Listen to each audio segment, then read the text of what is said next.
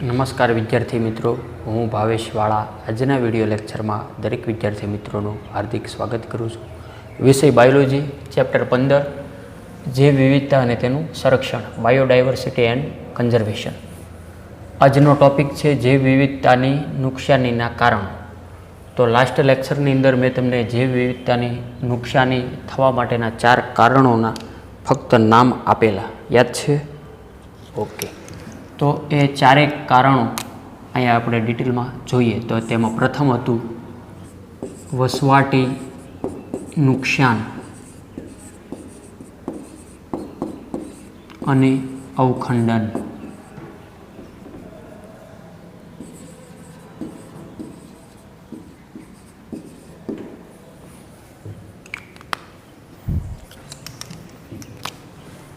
પ્રાણીઓ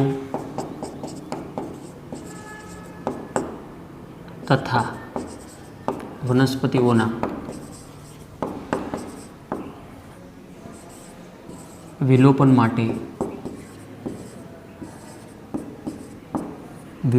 માટેનું આ સૌથી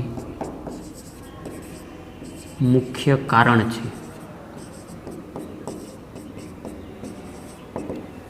વસવાટી નાબૂદી, વસવાટી નુકસાન અને અવખંડન નામના ટોપિકમાં,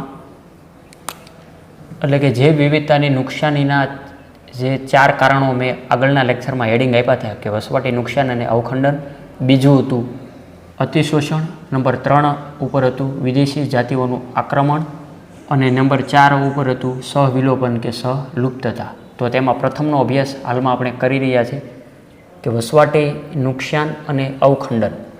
પ્રાણીઓ અને વનસ્પતિઓ, પ્રાણીઓ તથા વનસ્પતિઓના વિલોપન માટેનું મુખ્ય, એટલે કે આ સૌથી મુખ્ય કારણ છે વસવાટી નુકસાન, કે વસવાટને નુકસાન થાય. જે વિસ્તારમાં રહેતા હોય તે વસવાટમાં જો નુકસાન ઊભું થાય એ સૌથી મહત્ત્વનું કારણ. ઉષ્ણ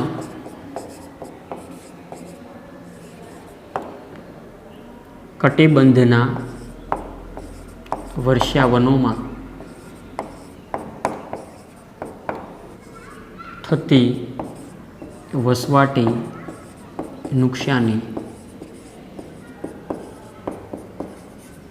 એટલે કે વસવાટ નાબૂદી,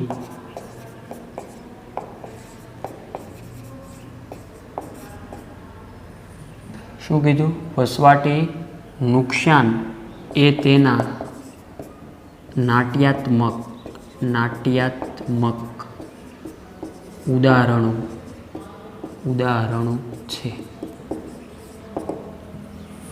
ઉષ્ણકટિબંધના વર્ષાવનો જે સતત ત્યાં વરસાદ થતો હોય અથવા વરસાદની માત્રા ખૂબ વધુ હોય.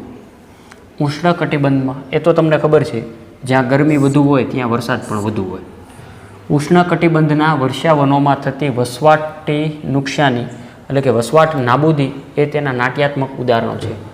એ રોજના નાટક જેવું થઈ ગયું. એટલે કે ઉષ્ણકટિબંધના વર્ષાવનોમાં થતી વસવાટની નુકસાની એ દિવસે ને દિવસે વધતી હોય અથવા વધતી જાય. થોડીક આંકડાકીય માહિતી લખીએ જેથી વધારે ક્લિયર થાય. એક સમયે વર્ષાવનો એ પૃથ્વીની જમીન સપાટીના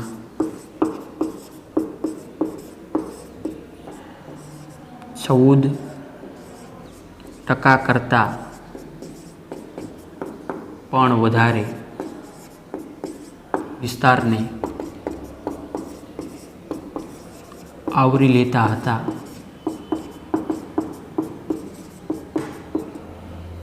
પરંતુ હાલમાં આ વર્ષાવનો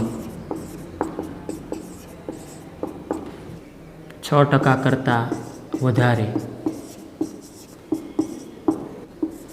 વિસ્તાર આવરતા નથી.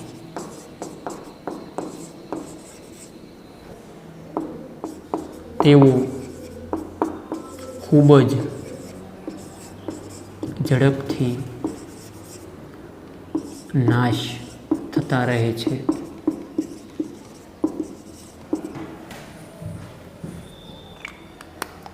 વસવાટી નુકસાન અને અવખંડન. ઉષ્ણકટિબંધના વર્ષાવનો કે દાખલા તરીકે આકૃતિની ઇમેજ દ્વારા કંઈક સમજવાનો પ્રયત્ન કરીએ જેથી થોડુંક રસપ્રદ થાય. આ દાખલા તરીકે કોઈ ઉષ્ણકટિબંધીય લેવલ છે આવું સમજો.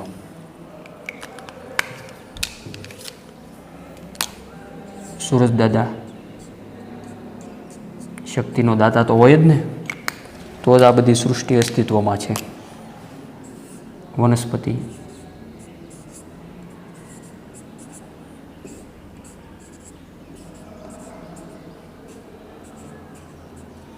વગેરે.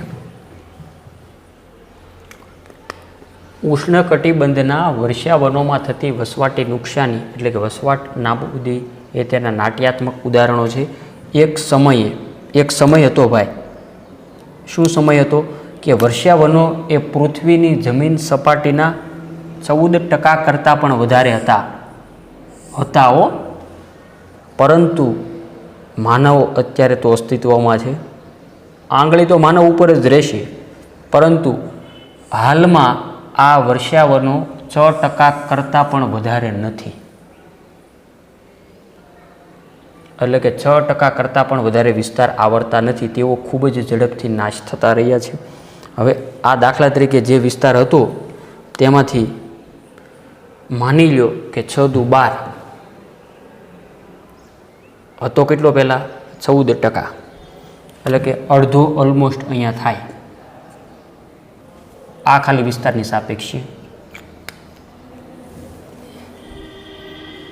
તો અડધા ઉપર થયા ને, એટલો વિસ્તાર ઘટી ગયો એમ માનવ આવ્યા બાદ. સમજી ગયા? એમ કહેવા માગે. ક્લિયર? આ ખાલી અમસ્તુ રસપ્રદ માટે દોર્યું હતું.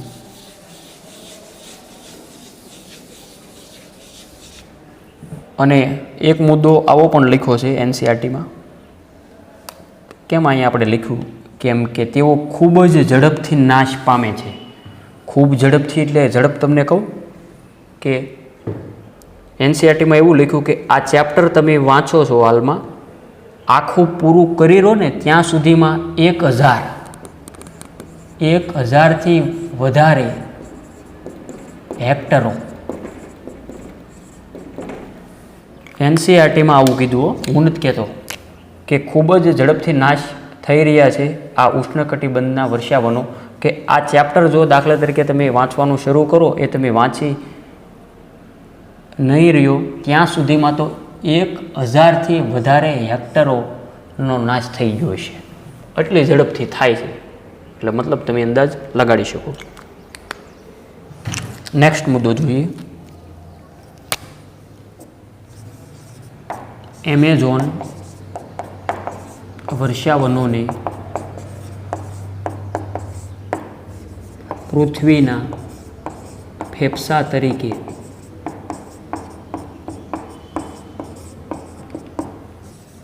ઓળખવામાં આવે છે.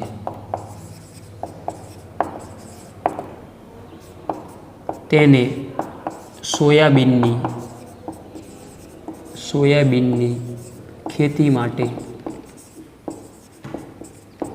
ઢોરના ચારા માટે,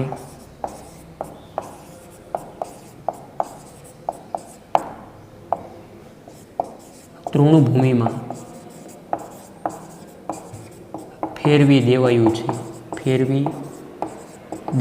છે. એમેઝોનના વર્ષાવનો એ ખૂબ વિશાળ છે. જંગલોમાં સૌથી વિશાળ જંગલ હોય આખા વિશ્વ લેવલે તો તે છે એમેઝોનના વર્ષા જંગલો, જે અમેરિકામાં આવેલા છે. આગળ પણ આપણે આવી ગયું થોડુંક. એમેઝોન વર્ષાવનો જે પૃથ્વીના ફેફસા તરીકે ઓળખાય. ફેફસા શા માટે ફેફસા કીધા પૃથ્વીના? કારણ કે પૃથ્વી ઉપર જે ઓક્સિજનનું ઉત્પાદન થાય તે પૈકી લગભગ 20% જેટલું ફક્ત એમેઝોનના જંગલોમાંથી થાય. એટલા માટે તેને પૃથ્વીના ફેફસા કહેવાય. તેને સોયાબીનની ખેતી માટે આ જંગલોને ધીમે ધીમે તૃણભૂમિમાં ફેરવી દેવામાં આવ્યું. મતલબ અત્યારે દિવસે ને દિવસે જંગલને કાપી નાખવામાં આવે છે. શા માટે? સોયાબીનની ખેતી માટે અથવા ઢોરના ચારા માટે, એટલે કે તૃણભૂમિ, બોલે તો ચરાણ ભૂમિ માટે આ જંગલને દિવસે ને દિવસે લોકો તેને દૂર કરી રહ્યા છે. સોયાબીન એક પ્રકારની તેલી વનસ્પતિ છે, જે તમને ખ્યાલ છે કે અમેરિકાના લોકો સોયાબીન વધુ ખાય, સોયાબીનનું તેલ વધુ ખાય, તો તેની ડિમાન્ડને ધ્યાનમાં રાખી અને આ જંગલને આડેધડ કાપવા. એટલે સોયાબીનની ખેતી માટે અથવા ઢોરના ચારા માટે તેને તૃણભૂમિમાં ઘાસના મેદાનની અંદર ફેરવી દીધું.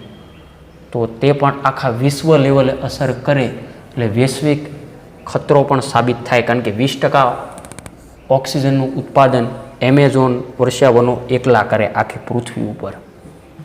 તો જે દરેક માનવ માટે ખતરારૂપ, બીજા સજીવો માટે પણ ડેન્જર બની શકે, જે તમે આંકડા ઉપરથી સમજી શકો. ઓકે, ત્યારબાદ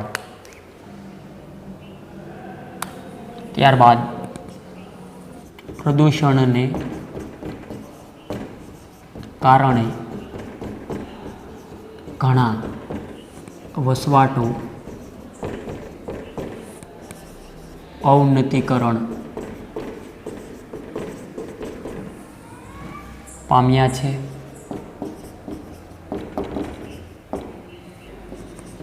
ઘણી જાતિઓના અસ્તિત્વ માટે ભયરૂપ બન્યા છે. શું કહે છે આ મુદ્દો? કે પ્રદૂષણને કારણે હાલમાં પોલ્યુશનનું પ્રમાણ દિવસે ને દિવસે વધતું જાય એ તમે સમજી શકો. પ્રદૂષણને કારણે ઘણા વસવાટો અવનતિકરણ પામ્યા, એટલે કે નાશ પામ્યા. ઘણી જાતિઓના અસ્તિત્વ માટે ભયરૂપ છે, એ પણ તમને ખ્યાલ છે. કે દાખલા તરીકે પોલ્યુશન છે એ દિવસે ને દિવસે હવામાં વધે છે, તો બધા શ્વસનતંત્ર રિલેટેડ રોગો થાય. આગળ પણ આપણે ઓક્સિજનની હકીકત વિશેમાં જોઈ ગયા કે પહેલાંના લોકો લાંબુ જીવન જીવતા, ઓક્સિજનનું પ્રમાણ વધુ હતું, અંદાજે 40% જેટલું. આજના સમયમાં 21% જેટલું છે. તો તે માટે પ્રદૂષણ જ જવાબદાર છે. અને પ્રદૂષણ વધારવા માટે માનવ જ જવાબદાર છે. કારણ કે વૃક્ષોની વન કટાઈ બધી થઈ ગઈ મોટાભાગની. ઓકે, જંગલનું પ્રમાણ દિવસે ને દિવસે ઘટી રહ્યું છે. હવે અહીંયા શબ્દ આવ્યો છે અવખંડન. હવે ઘણાને એમ થાય કે સાહેબ આ વસવાટી નુકસાન તો સમજ્યા કે વસવાટને નુકસાન થયું, પણ અવખંડન એટલે શું? અવખંડન અમે તો આવું સમજ્યા કે અવખંડન એટલે નાના નાના ટુકડા. બસ આ એ જ છે.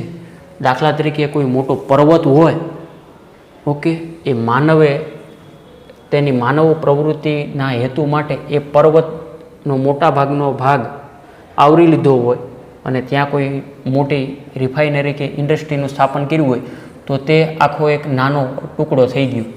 હવે ત્યાં જે તે પક્ષીઓની જાતિઓ અથવા જે તે સજીવોની જાતિઓ લિમિટમાં થઈ ગઈ, જેથી એને જોવે એટલું સહેલાઈવાળું વાતાવરણ બધું નહીં મળે, તો એ જાતિ ધીમે ધીમે વસવાટ નુકસાનના કારણે એ નાશ પામશે. એમ એટલા માટે અવખંડન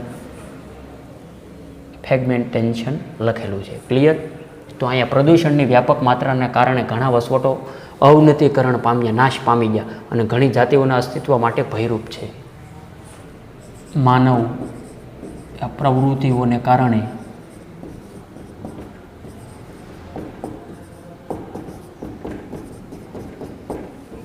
વિશાળ વસવાટોને નાના નાના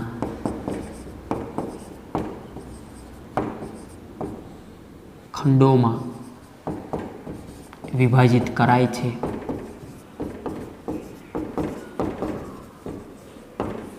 ત્યારે જે સસ્તનો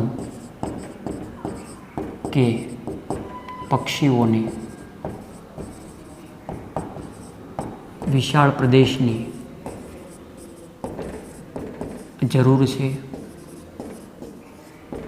તેની પર અસર પડે છે, જેથી વસ્તી ઘટાડો જોવા મળે છે. મેં હમણાં જ તમને હાલમાં મૌખિકમાં સમજાવ્યું એ મુજબ કે માનવ પ્રવૃત્તિઓને કારણે આ માનવે તો હવે ભાઈ કેર વર્તાવ્યો છે. હા કે ના? વાત વાતમાં માનવ માનવ માનવ. હવે માનવ સમજે તો સારું. પછી માનવ એમ કહે કે આમ થયું ફલાણું થયું. થાય જ તેને ભાઈ, કારણ કે તમે પ્રકૃતિને નુકસાન કરો એ તો ગોડનો રૂલ છે કે તમે પ્રકૃતિનું જતન કરવાને બદલે તેનું જો પતન કરો તો પ્રકૃતિ તેનો બદલો આપે જ તે. એ તો કર્મનું ફળ તો દરેકને ભોગવવાનું રૂ, મારે તમારે સૌને. તો માનવની પ્રવૃત્તિ જ આવી છે હાવ, તો એ તો ભોગવવાનું ભાઈ, બીજું તો શું. માનવ પ્રવૃત્તિઓને કારણે વિશાળ વસવાટોને નાના નાના ખંડોમાં વિભાજિત કરાય. દાખલા તરીકે મેં તમને કીધું એમ કે કોઈ જમીન છે, કોઈ ખંડ છે, કોઈ નિવસન તંત્ર છે, કોઈ જંગલ છે, એ બધા નાના નાના ખંડોમાં વિભાજિત થયું ત્યારે સસ્તનો કે પક્ષીઓને વિશાળ પ્રદેશની જરૂરી હોય, પણ હવે એ વિશાળ પ્રદેશ રહ્યો નથી આ ભાઈને કારણે. એટલે વિશાળ પ્રદેશની જરૂર છે, તેની પર અસર પડે જેથી વસ્તીમાં ઘટાડો જોવા મળે, તેમાં કોઈ શંકા છે જ નહીં. તો જૈવ વિવિધતાની નુકસાનીના કારણોમાં પ્રથમ જોયું વસવાટની નુકસાન અને અવખડન. એકવાર ઝડપથી રિવિઝન જોઈ લઈએ, ત્યારબાદ બીજો પ્રકાર જોઈએ. પ્રાણીઓ તથા વનસ્પતિઓના વિલોપન માટેનું આ સૌથી મુખ્ય કારણ છે. ઉષ્ણકટિબંધના વર્ષાવનોમાં થતી વસવાટી નુકસાન એ તેના નાટ્યાત્મક ઉદાહરણો છે. એક સમયે વર્ષાવનોએ પૃથ્વીની જમીન સપાટીના 14% કરતાં પણ વધારે વિસ્તારોને આવરી લેતા હતા, પરંતુ હાલમાં આ વર્ષાવનો 6% કરતાં વધારે વિસ્તાર આવરતા નથી. તેઓ ખૂબ જ ઝડપથી નાશ થતા રહ્યા. મેં કીધું એમ કે દાખલા તરીકે આ ચેપ્ટર તમે વાંચી નહીં રહ્યો ને ત્યાં સુધીમાં 1000થી વધારે હેક્ટર તો ઉડી ગયા હશે. ત્યાં સુધીમાં એમેઝોન વર્ષાવનોને પૃથ્વીના ફેફસા તરીકે ઓળખવામાં આવે છે. તેને સોયાબીનની ખેતી માટે, ઢોરના ચારા માટે કે તૃણભૂમિમાં ફેરવી દેવામાં આવી. પ્રદૂષણને કારણે ઘણા વસવાટો અવનતિકરણ પામ્યા છે, નાશ પામ્યા છે. ઘણી જાતિઓના અસ્તિત્વ માટે ભયરૂપ બન્યા છે. માનવ પ્રવૃત્તિઓને કારણે વિશાળ વસવાટોને નાના નાના ખંડોમાં વિભાજિત કરાય છે, ત્યારે જે સસ્તનો કે પક્ષીઓને વિશાળ પ્રદેશની જરૂર છે તેની પર અસર પડે છે, જેથી વસ્તી ઘટાડો જોવા મળે. હવે જૈવ વિવિધતાની નુકસાનીનું બીજું કારણ આપીએ. અતિશોષણ.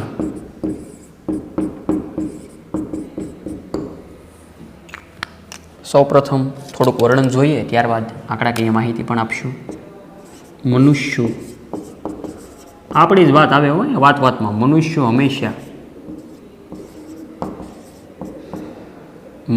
હંમેશા ખોરાક અને આશ્રય સ્થાન માટે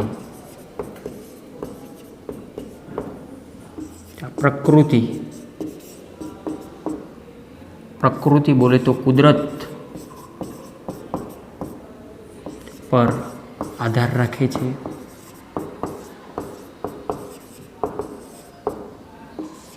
પરંતુ જ્યારે તેમની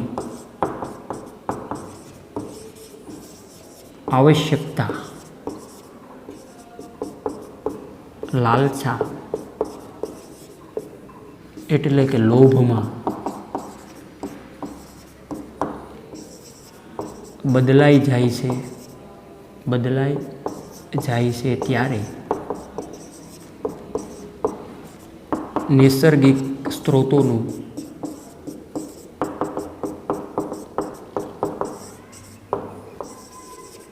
અતિશોષણ શરૂ થાય છે. અતિશોષણ, વધારે પડતું શોષણ એમ. મનુષ્યો હંમેશા ખોરાક અને આશ્રય સ્થાન માટે પ્રકૃતિ પર આધાર રાખે છે, એ તો ખ્યાલ જ છે. પરંતુ જ્યારે તેમની આવશ્યકતા લાલસામાં એટલે કે લોભમાં બદલાઈ જાય છે ને ત્યારે નૈસર્ગિક સ્ત્રોતોનું અતિશોષણ થાય. હવે દાખલા તરીકે મેં અગાઉ પણ તમને ખેતીવાડીનું ઉદાહરણ આપ્યું હતું કે મનુષ્ય ઉત્પાદનની વધારે માત્રા રાખે, એ એક સારી બાબત છે. હું એવું નથી કહેતો કે નહીં રાખવું. હા, જો પ્રોગ્રેસ તો દરેક વ્યક્તિએ કરવી, પણ બીજાના ભોગે નહીં, એમ સમજી ગયા. વન્ય જીવો કે નેચરને નુકસાન ન થાય એ ધ્યાનમાં રાખીને. હવે તમે રાસાયણિક છંટકાવ કરો, હવે દાખલા તરીકે હાલમાં શિયાળો પણ નજીક આવી રહ્યો છે, તો રીંગણ આવે છે માર્કેટમાં, મોસ્ટ ઓફલી એકાતરા કે રોજ દવાનો છંટકાવ કરવામાં આવે. તો એ ઓર્ગેનિક તો રીંગણ છે નહીં. મોટાભાગના રીંગણની વાત કરું છું કે મોટાભાગના શાકભાજી છે કે મોટાભાગના કઠોળ છે કે ધાન્ય છે, એ દરેકની અંદર રાસાયણિક દવાના છંટકાવ દ્વારા એટલે કે અતિશોષણ કર્યું. થોડાક એક્ઝામ્પલ પણ આવશે. એટલે કે પરંતુ જ્યારે તેમની આવશ્યકતા લાલસાની અંદર બદલાઈ જાય ને ભાઈ, લોભ થયો એક પ્રકારનો કે ભાઈ વધુ પૈસા આવે, બદલાઈ જાય ત્યારે નૈસર્ગિક સ્ત્રોતોનું અતિશોષણ શરૂ થાય. થોડાક એક્ઝામ્પલ પણ આવે છે. સૌપ્રથમ પહેલાં એટલું લખી લો, ત્યારબાદ આ સાઈડથી થોડુંક બોર્ડ સાફ કરીને આપણે લખશું.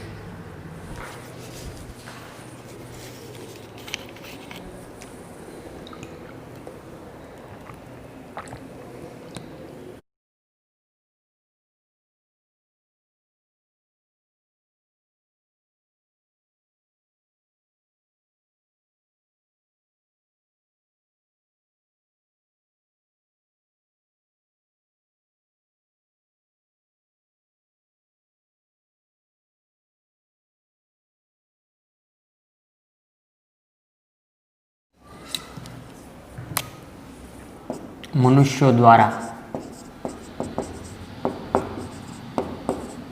થતા અતિશોષણને કારણે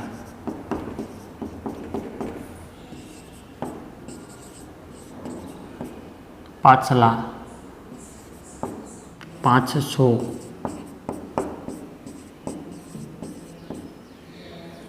વર્ષોમાં શું કીધું? મનુષ્યો દ્વારા થતા અતિશોષણને કારણે પાછલા 500 વર્ષોમાં, હવે ખાસ ઉદાહરણ જે આવે છે એ હું હાઇલાઇટ લખું છું.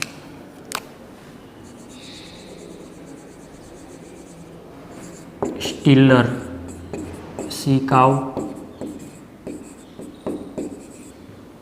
બીજું છે પેસેન્જર પિજિયન,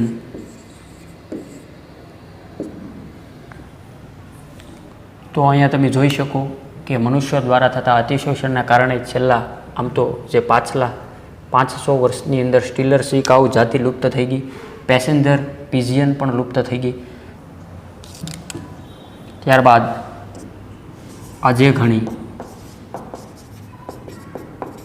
દરિયાઈ માછલીઓ વસ્તી વધુ પડતા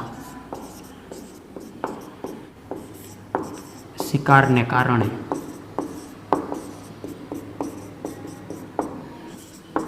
સમગ્ર વિશ્વમાં ઓછી થઈ રહી છે.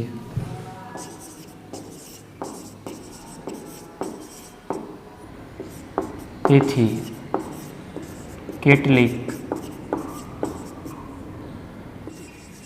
વ્યાવસાયિક રીતે મહત્ત્વની જાતિઓનું લાંબુ અસ્તિત્વ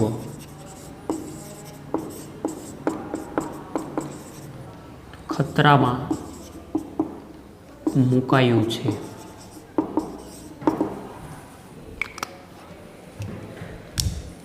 આજે ઘણી દરિયાઈ માછલીઓની વસ્તી વધુ પડતા શિકારના કારણે સમગ્ર વિશ્વમાં ઓછી થઈ રહી છે. જે કદાચ તમને ખ્યાલ હોય કે ન હોય કે વિશ્વના જે ટોટલ માનવ વસ્તીમાંથી 90% લોકો માંસાહારી છે. સમગ્ર વિશ્વમાંથી અંદાજે 90% લોકો કેવા છે? માંસાહારી. 10% જ શાકાહારી છે. આ એક આંકડાકીય માહિતી આપી મેં, થોડીક એક્સ્ટ્રા છે, આમાં નથી લખેલી.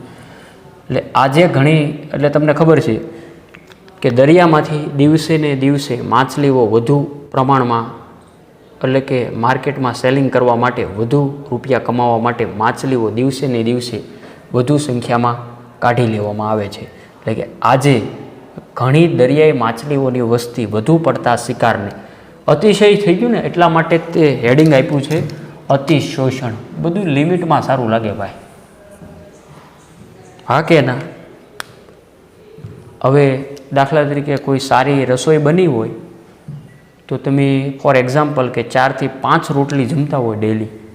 હવે એક સાથે રસોઈ બહુ સ્વાદિષ્ટ છે, એમાં કાંઈ ઘટતું નથી એવું માની લો, તો તમે એમ એવું ધારશો કે એક સાથે બધું જમી લો.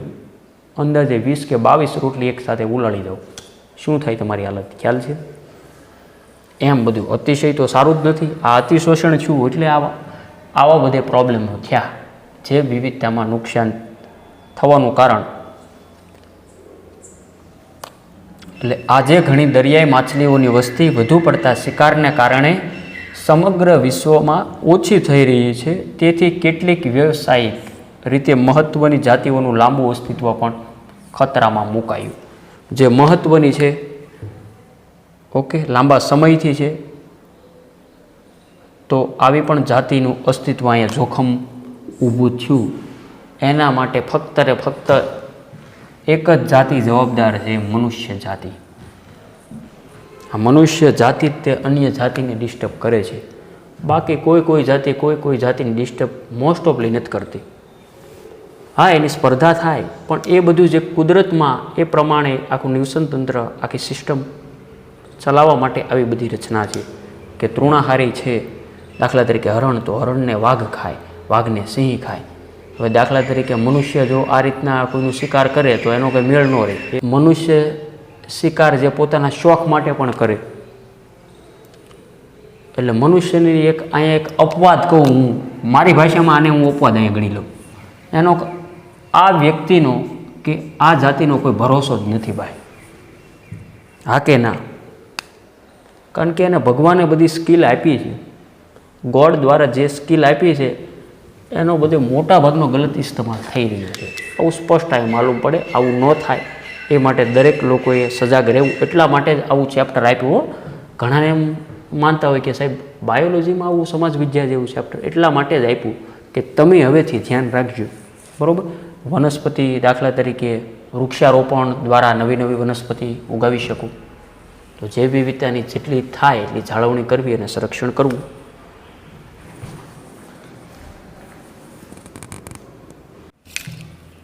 નંબર 3 ઉપર વિદેશી જાતિઓનું અતિક્રમણ.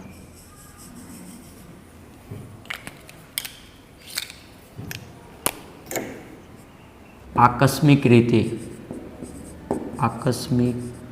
રીતે કે ઈરાદાપૂર્વક પ્રવેશ પામતી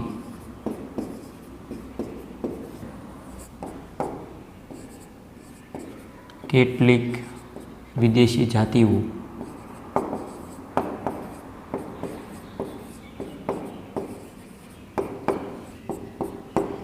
કોઈ ચોક્કસ પ્રદેશમાં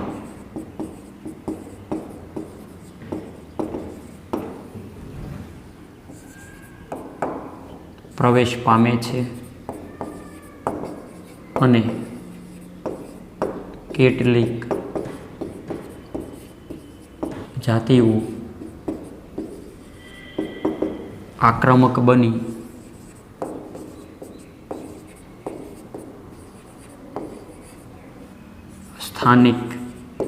સ્થાનિક જાતિઓનો નાશ કે ઘટાડો પ્રેરે છે.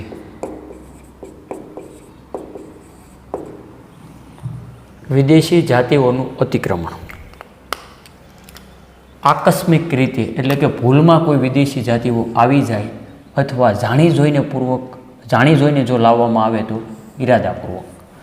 આકસ્મિક રીતે કે ઈરાદાપૂર્વક પ્રવેશ પામતી કેટલીક વિદેશી જાતિઓ કોઈ ચોક્કસ પ્રદેશમાં પ્રવેશ પામે અને કેટલીક જાતિઓ આક્રમક બની જાય તેમાંની જે સ્થાનિક જાતિઓ જે હોય તેને નુકસાન એટલે કે એનો નાશ કરે કે તેનો ઘટાડો પ્રેરે.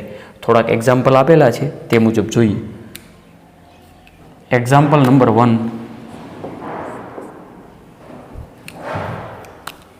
નાઇલ પર્શને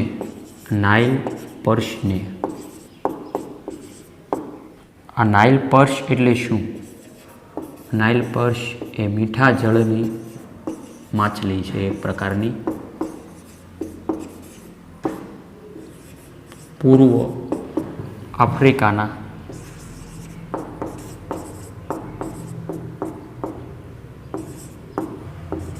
વિક્ટોરિયા સરોવરમાં દાખલ કરવામાં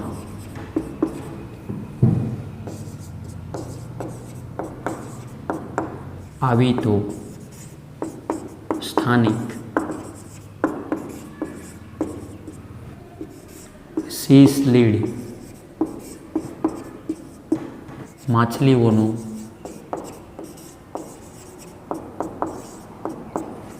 બસોથી વધુ જાતિ સમૂહનો એક સાથે નાશ પામ્યો. બીજું ઉદાહરણ એ લખી નાખીએ સાથે. બીજું એક્ઝામ્પલ,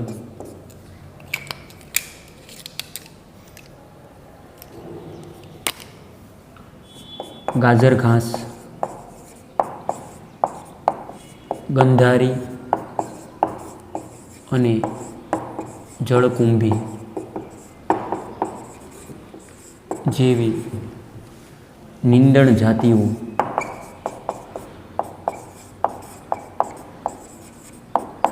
પર્યાવરણને નુકસાન પ્રેરે છે. સ્થાનિક જાતિઓ માટે ભય પ્રેરે છે. એક્ઝામ્પલ નંબર 3 નંબરનું એક્ઝામ્પલ,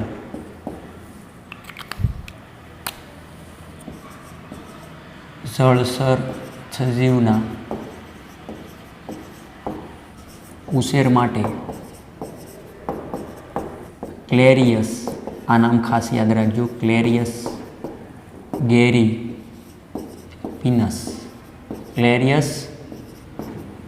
ગેરીપિનસ આખું નામ છે સંયુક્ત, ક્લેરિયસ ગેરીપિનસ નામની આફ્રિકન કેટફિશ ને આપણે નદીઓમાં દાખલ કરાય, જે સ્થાનિક કેટફિશ માટે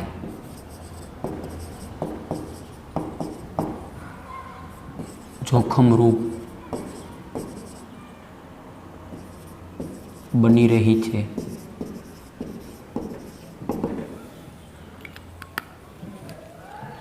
વર્ણન જોઈને એમ થાય કે આ બધું શું છે, પણ આમાં કાંઈ નથી હો ભાઈ. એક્ઝામ્પલ જુઓ કે નાઇલ પર્શ સમજો છો તમે શું છે? મીઠા જળની માછલી. નાઇલ પર્શને પૂર્વ આફ્રિકાના વિક્ટોરિયા સરોવરમાં દાખલ કરવામાં આવી. ક્યાં દાખલ કરવામાં આવી? પૂર્વ આફ્રિકાના વિક્ટોરિયા નામના સરોવરની અંદર દાખલ કરવામાં આવી. તો સ્થાનિક સિસલીડ માછલીઓ એટલે કે વિક્ટોરિયાના સરોવરની અંદર ઓલરેડી સ્થાનિક માછલી વસવાટ કરતી હતી, જેનું નામ છે સિસલીડ માછલીઓ. સમજો શોર્ટમાં કે નાઇલ પર્સ માછલી છે એ મીઠા જળની માછલી છે, કોઈ જે તે પ્રદેશમાં જોવા મળતી હોય, તે વિક્ટોરિયાના સરોવરમાં દાખલ કરવામાં આવી. વિક્ટોરિયાનું સરોવર ક્યાં આવ્યું? આફ્રિકામાં. તો ત્યાં જે સ્થાનિક માછલી હતી સીસ્લીડ માછલીઓ, આને દાખલ કરી તો આ સીસ્લીડ માછલીની 200થી વધુ જાતિઓનો સમૂહ એક સાથે નાશ પામ્યો. આ જાતિ લાવ્યા એટલે આવું બધું થયું ને ભાઈ. રેડી? એટલે આકસ્મિક રીતે જો ભૂલથી આવે કે જાણી જોઈને લાવવામાં આવે એટલે કે ઈરાદાપૂર્વક પ્રવેશ પામતી કેટલીક વિદેશી જાતિઓ કોઈ ચોક્કસ પ્રદેશમાં પ્રવેશ પામે અને કેટલીક જાતિઓ આક્રમક બની જાય અને સ્થાનિક જાતિઓનો નાશ કે ઘટાડો પ્રેરે. અહીંયા તમે જોઈશો કે એક સાથે 200થી વધુ જાતિઓ નાશ પામી ગઈ. બીજું ઉદાહરણ ગાજર ઘાસ, જે આપણે આગળ આવી ગયું પાર્થેનિયમ, બીજું ગંધારી અને ત્રીજું જળકુંભી જેવી નીંદણ જાતિઓ. નીંદણ કોને કહેવાય એ તમે સમજો છો કે પાક સાથે ઉગી નીકળતી બિનજરૂરી વનસ્પતિને શું કહેવાય? નીંદણ. ગાજર ઘાસ, ગંધારી અને જળકુંભી જેવી નીંદણ જાતિઓ પર્યાવરણને નુકસાન પ્રેરે અને સ્થાનિક જાતિઓ માટે ભય પ્રેરે. એક પ્રકારનો ડર છે, તેની જાતિ સંખ્યા નાશ થઈ શકે અથવા ઘટાડો થઈ શકે. તો કે સાહેબ આ નીંદણને લીધે ઘટાડો થાય? તો કે હા.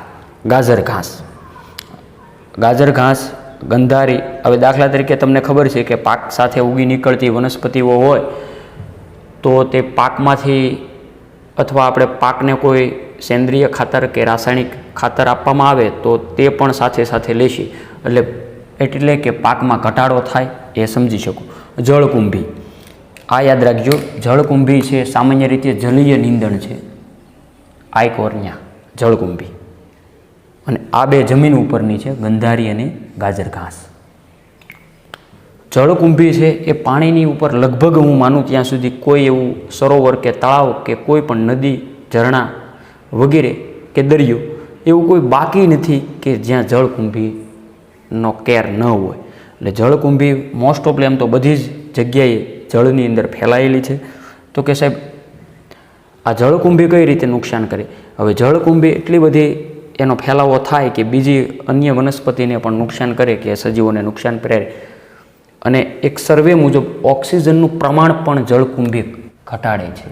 એટલા માટે જળકુંભી સ્થાનિક જાતિઓ માટે ભય પ્રેરે છે, એના માટે ડર છે. ઓકે, જળ માટે જળકુંભી, જ્યારે જમીન ઉપરની ગાંધારી અને ગાજર ઘાસ. બહુ સહેલું છે. ત્યારબાદ ત્રીજું ઉદાહરણ જળચર સજીવ એટલે કે પાણીમાં વસવાટ કરતા સજીવો ના ઉછેર માટે ક્લેરિયસ. આ નામ મેં તમને યાદ કરાવ્યું હતું કે ખાસ યાદ રાખજો. ક્લેરિયસ ગેરીપિન્સ નામની આફ્રિકન કેટફિશ છે. આફ્રિકાની કેટફિશ જેનું નામ છે ક્લેરિયસ ગેરીપિન્સ એ આપણી નદીઓમાં દાખલ કરાય, ભારત દેશની નદીમાં દાખલ કરવામાં આવી તો આપણા જે દેશની સ્થાનિક કેટફિશ માટે જોખમરૂપ બની છે. તો જોખમ જ થાય ને ભાઈ, વિદેશી જાતિ છે. રેડી? તો વિદેશી જાતિઓનું આક્રમણ જોયું. ત્યારબાદ છેલ્લું અને લાસ્ટ નંબર 4 ઉપરનું જૈવ વિવિધતાની નુકસાનીના 4 કારણો પૈકી છેલ્લું કારણ સહવિલોપન કે સહલુપ્તતા.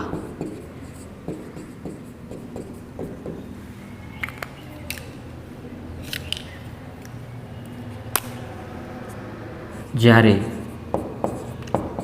કોઈ એક જાતિ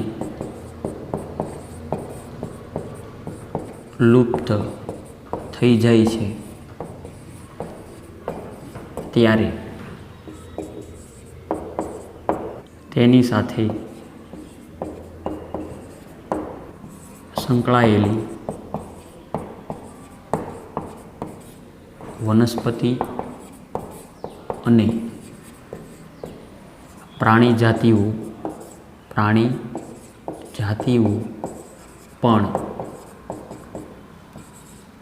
ફરજિયાતપણે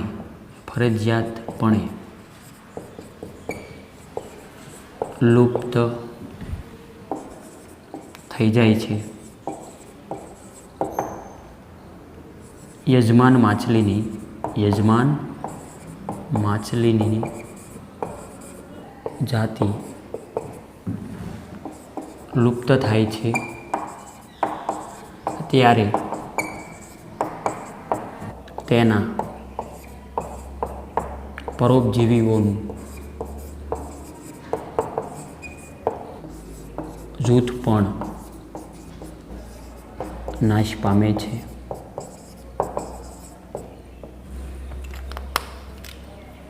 એક્ઝામ્પલ એનું જોઈએ.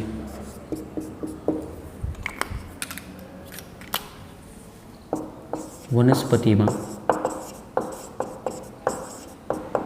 પરાગવાહકની સહોપકારિતામાં એક જાતિનું વિલોપન અન્ય જાતિનું નાશ પ્રેરે છે.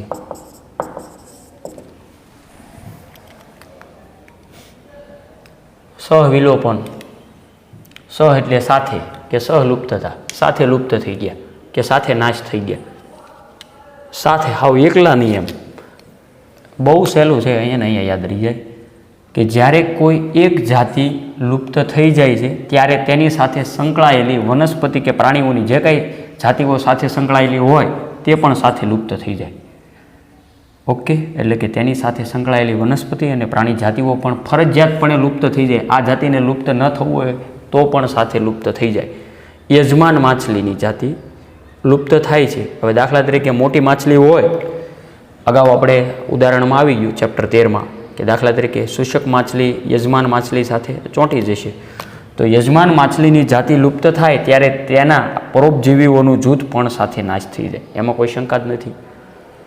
ન રહેગા બાંસ ઓર ન બજેગી બાંસુરી, આવું છે કાંઈક. વાંસ જ નહીં હોય તો વાંસળી વાગવાનો કોઈ પ્રશ્ન જ નથી.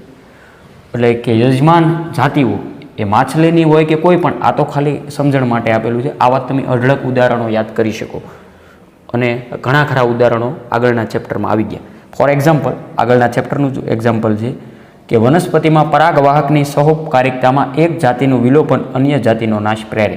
દાખલા તરીકે અંજીરની અંદર જોયું હતું કે અંજીર વૃક્ષની અંદર કોઈ માખી, જે સ્પેશિયલ માખી હતી કે તેના દ્વારા જ તે, એટલે કે સ્પેશિયલ ભમરી દ્વારા જ તે તેનું પરાગનયન થતું હતું. આવું આપણે કંઈક શીખી ગયા.